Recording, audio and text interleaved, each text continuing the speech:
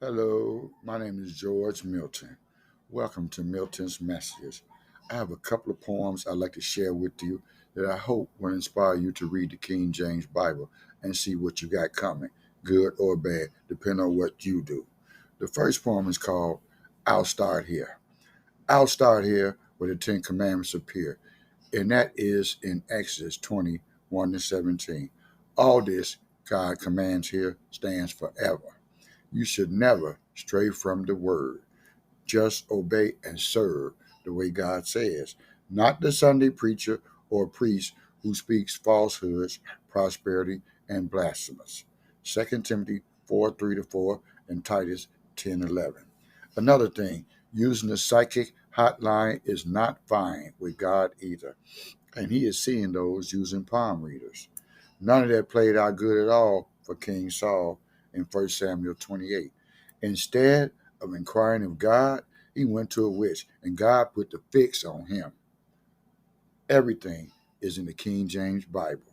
If you want to know what has come, get it from the King James Bible, the only reliable source, of course. The dietary laws and the Lord's feast days are still in effect. Don't keep them, and it will wreck your whole eternity after this mortal existence. Leviticus 11 and Leviticus 23. It's real simple. Keep the Lord's words between your temples. Obey and praise only his words, and you will be raised and placed in the best location. Matthew 25:31 to 34. Don't, and you will be burning and wailing forever with Satan and his angels that thought they were clever. Isaiah 14:12 to 15, Matthew 25:41 and 46.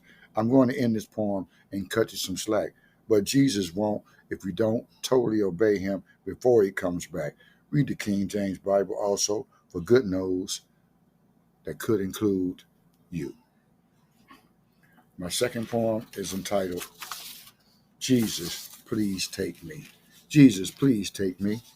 Good morning. I'm glad Jesus woke you up. He allowed us to see the beginning of another week while we seek out an eternally godly existence. I started my dinner, and as I looked for something that's low sodium, thoughts of writing a poem came to mind, and one day being able to read it at the podium in IOG. I have pleasant thoughts of enlightening my family, whether or not they are in my family tree. I pray that they can read and hear how to say the one thing that should be the most treasured and dear thing to them, their soul. I am willing and working hard for the grace promised me, and I want my works to be acceptable, acknowledged, and complete before Jesus comes back to wreak havoc on his earth. Luke 21:9 to 11. I want to be able to sing and dance and praise aloud when Jesus busts through them clouds. Revelation 1:7. Everybody's going to see him at the same time, and I will not be looking for a rhyme. Matthew 24:29 and 31. I will already be saying what I've been praying. Jesus, please take me. But until that day, I will stay in his word and pray and do his will and preach and ask him to give me more knowledge that I need to learn so I do not miss something and burn. I want to give people the right information about his love for them and his revelations. Wherever I am standing is my workstation, and I will continue to be facing my days working on my salvation the Jesus way. I'd like to tell you about my book that I wrote called Read the Bible, Think, and Obey. It can be reached on thebookpatch.com. Please like, share, and subscribe. That is all for today.